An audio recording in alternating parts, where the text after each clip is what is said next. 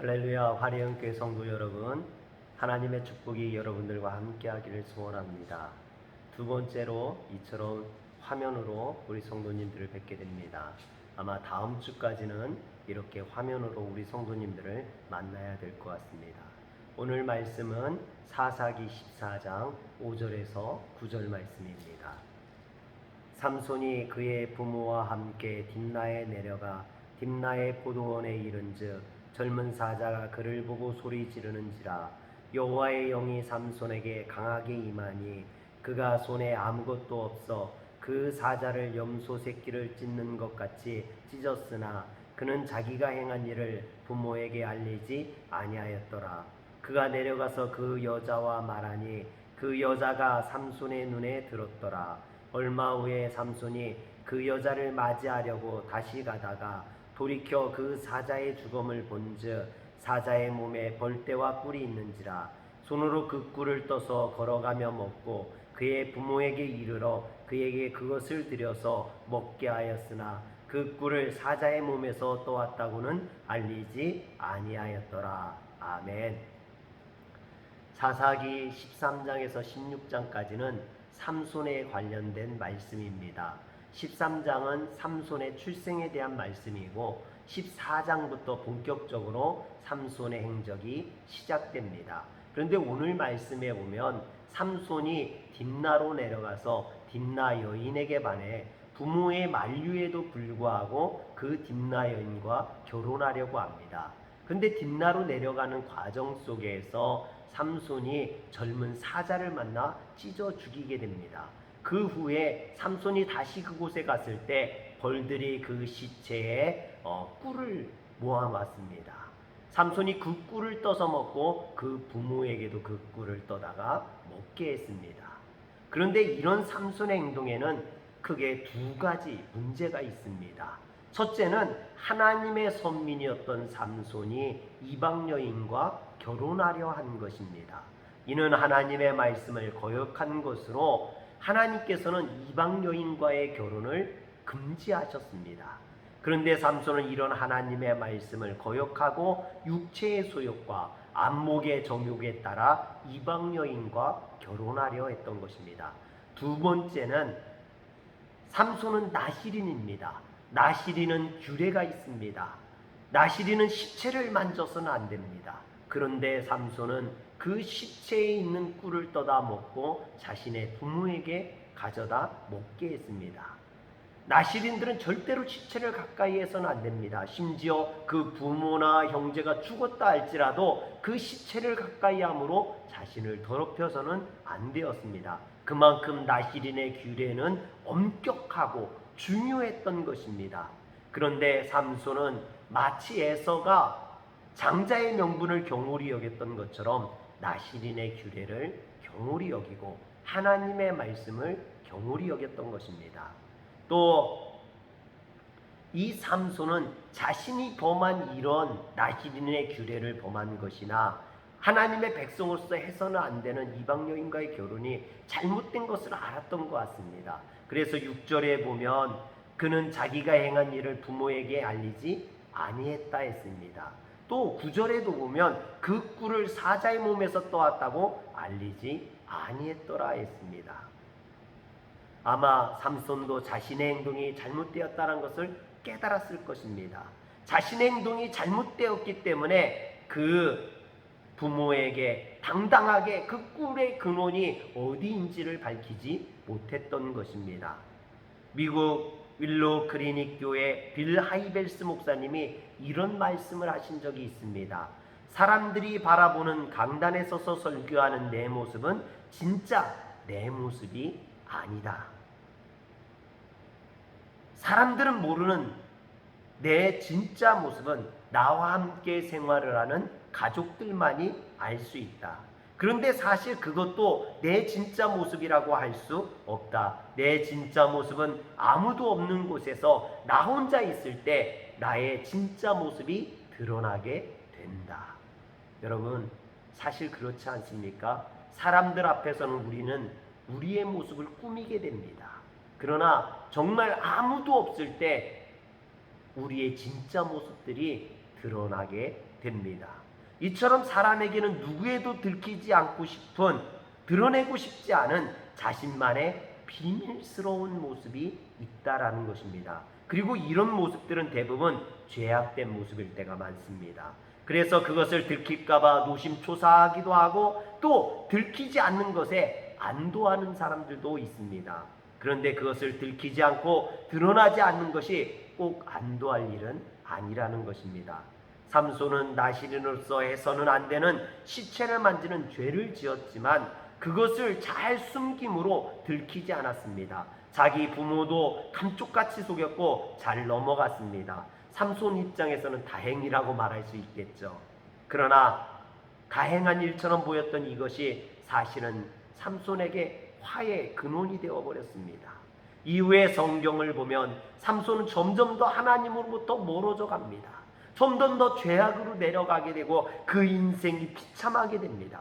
저는 삼손의 인생에 이런 타락의 내려막길을 보면서 처음 하나님의 율법을 어겼을 때 이것을 들키지 않았던 것이 얼마나 잘못된 일인지 통탄하게 됩니다. 만약 그의 잘못이 드러나게 되고 들켰더라면 그가 이렇게 죄를 짓지는 않았지 않았을까, 그런 생각을 합니다. 얼마 전에 제가 뉴스를 보는데요, 용산 전쟁기념관 서무경리였던 여직원이 8억 5천이라는 어마어마한 돈을 횡령했다가 걸리는 그런 일이 있었습니다. 그런데 이 여직원을 보니까요, 처음부터 그렇게 큰 돈을 횡령하려고 했던 것은 아니었습니다. 처음에는 그저 몇만 원을 몰래 숨겼는데 그것을 아무도 모르더라는 것입니다. 그래서 몇십만 원을, 몇백만 원을 훔쳤는데 그것도 들키지 않으니까 점점 더 대담해지고 점점 더 그게 오래되고 점점 더 많은 금액을 횡령하게 되고 결국은 그것이 발각되어서 감옥에 가게 되고 말았다라는 것입니다. 이런 면에서 보면 그 여직원이 처음 몇만 원을 횡령했을 때 주변 동료들이나 상관에게 그것이 들켰더라면 아마 창피는 당했을 수도 있겠지만 감옥에 가는 일은 없었을 것입니다. 이런 면에서 삼손도 저는 마찬가지라고 생각합니다. 삼손 입장에서는 시체를 만져도 들키지 아니하고 이방 여인에게 빠져서 부끄러운 자리로 내려가도 괴력이 사라지지 아니한 것이 참 다행스러운 일처럼 여겨졌지만, 그러나 그것이 삼손이 망하게 되는 원흉이 되었고 결국은 그가 들킴으로 하나님 앞에 정말로 부끄러운 인생이 되고 말았다라는 것입니다. 그래서 저는 오늘 설교 제목을 들키는 것이 축복이다라고 정했습니다. 여러분, 때로는요, 우리의 부끄러운 것들, 죄악들이 드러나게 되는 게 축복일 때가 있습니다. 물론 그것으로 손가락질 받고 창피를 당할 수도 있지만 그것이 지옥 가는 것보다는 훨씬 나은 일이라고 저는 생각을 합니다. 요즘 코로나19 재확산에 대한 교회들에 대한 비난 여론이 들끓고 교회에 대한 책임 추궁이 이어지고 있습니다.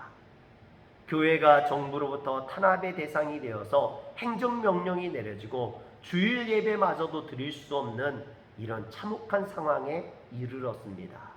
더 마음이 아픈 것은 이번 사랑제일교회 사태를 통해 세상 사람들에게 교회가 비상식적인 곳, 독단적인 곳, 편협한 곳, 적폐의 온상처럼 여겨지게 되었다라는 것입니다. 한번 이렇게 쌓여진 이미지는 벗어지기가 어렵습니다. 그리고 이렇게 쌓여진 이미지는 앞으로 교회들이 전도하고 선교하는 데 있어서 막대한 지장을 주고 장애가 될 것입니다. 그런데 저는 이번 사건이 하나님께서 우리 교회들의 추악한 부분을 드러나게 하심으로 교회들을 정화하시려는 그런 모습이 아닐까 생각합니다. 여러분, 이번 교회를 통해서 교회들의 부끄러움이 드러나고 교회들이 자정에 노력을 하게 되고 새로워져서 하나님 앞에 건강한 교회, 하나님이 기뻐하시는 교회들로 바로 서게 되기를 소망합니다. 삼손은 잘못된 곳으로 내려가고 있었고 하나님의 율법을 범했음에도 불구하고 그의 능력이 사라지지 않았습니다. 그래서 삼손은 점점 더 하나님으로부터 멀어지게 되고 죄악으로 내려가게 됩니다. 그리고 결국 원수의 손에 붙들려서 두 눈이 뽑히고 그리고 조롱당하고 망하게 되었습니다. 여러분, 옛날 코미디언 중에 이주일 씨라고 있습니다. 아마 모르는 분이 없을 것입니다. 그는 코미디언으로도 또 사업가로도 성공했던 사람입니다. 그가 하는 술집이 얼마나 잘 되었는지, 그래서 경찰들이 그 앞에서 음주 단속을 자주 했습니다. 그러자 손님들이 부담감을 갖고 매출이 줄게 되자 이주일 씨가 음주 단속을 하는 경찰들을 원망했었습니다. 그런데 어떤 사건이 벌어졌냐면 이주일 씨의 아들이 음주 운전을 하다가 사고로 죽게 되었습니다. 그러자 이주일 씨는 뭐라고 원망했냐면 그 많던 음주 단속 경찰들이 어디에서 무엇을 하고 있었느냐고 원망을 했습니다. 그날 경찰들이 음주 단속을 했다라면, 그래서 그 아들이 음주운전을 하다 음주 단속에 걸렸다면 물론 면허가 정지되고 감옥에 갈 수도 있었겠지만 죽지는 않았을 것이라는 그런 한탄 섞인 원망이었습니다. 여러분, 또 사람을 죽여 사형에 처해진 죄수가 자신을 면회온 어머니를 원망하는 일도 있었습니다.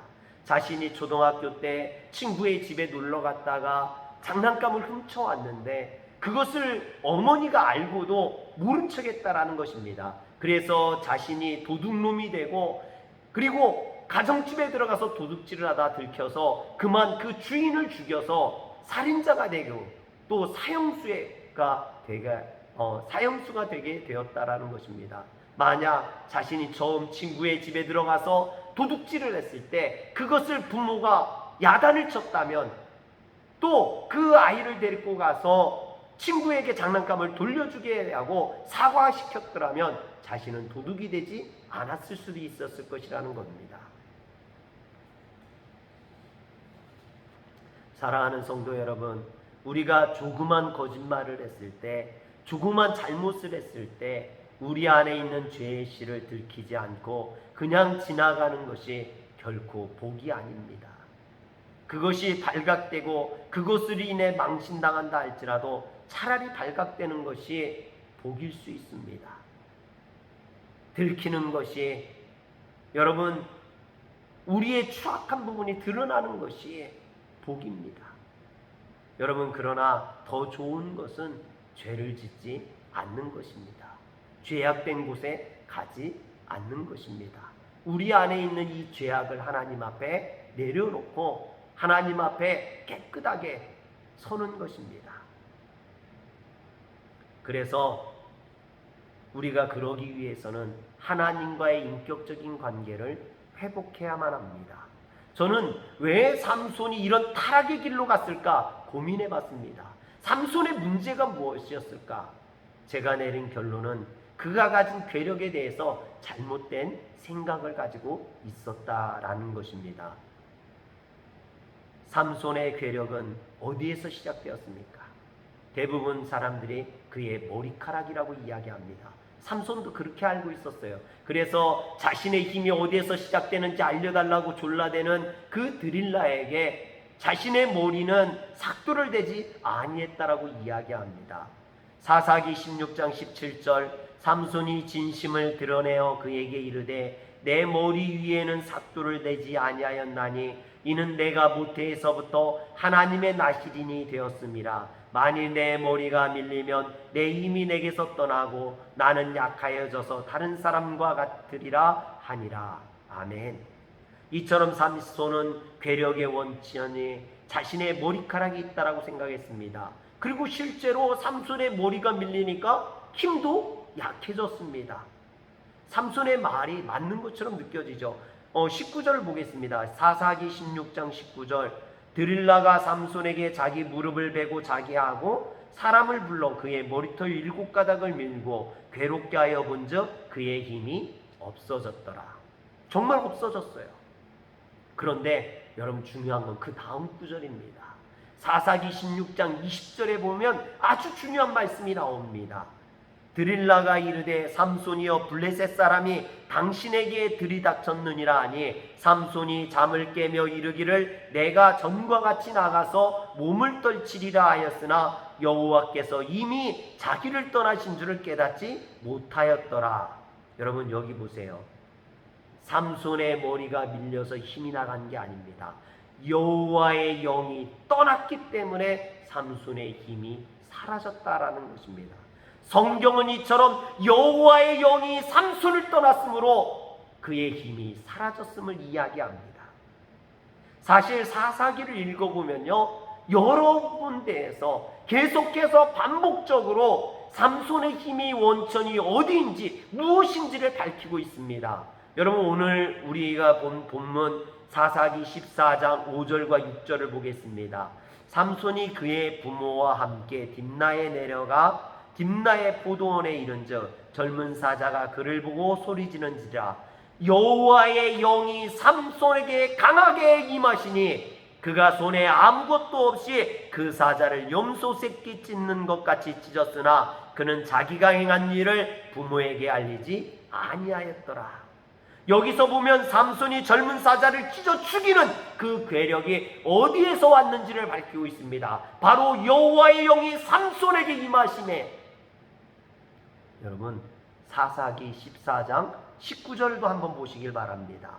여호와의 영이 삼손에게 갑자기 임하심에 삼손이 아스글론에 내려가서 그곳 사람 30명을 쳐 죽이고 노력하여 수수께끼를 푼 자들에게 옷을 주고 심히 노하여 그의 아버지의 집으로 올라갔더라 했습니다.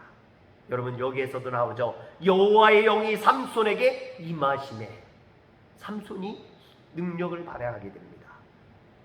또 사사기 15장 14절에 보면 삼손이 레이의 이름에 블레셋 사람이 그에게 마주 나가며 소리 지를 때 여호와의 영이 삼손에게 갑자기 임하심에 그의 팔 위에 밧줄이 불탄 산과 같이 그의 결박되었던 손에서 떨어진지라. 아멘. 여러분 어떻습니까? 계속해서 성경이 이야기하고 있지 않습니까? 여호와의 영이 삼손에게 임하심에 그의 능력이 나타났다라는 것입니다. 결국 삼손의 힘의 원천은 여호와의 영이 함께하는 데 있다라는 겁니다. 사랑하는 성도 여러분, 오늘 교회의 힘은 다른 데 있는 게 아닙니다. 성도의 힘은 다른 데 있는 것이 아닙니다. 하나님과 함께할 때 교회가 교회다워지는 겁니다. 하나님과 함께할 때 성도의 능력이 나타나는 겁니다. 오늘날 우리가 신앙생활하면서 삼손과 같은 어리석음을 범할 때가 얼마나 많은지 모릅니다. 그래서 우리는 하나님과의 인격을 바로 세워야 됩니다.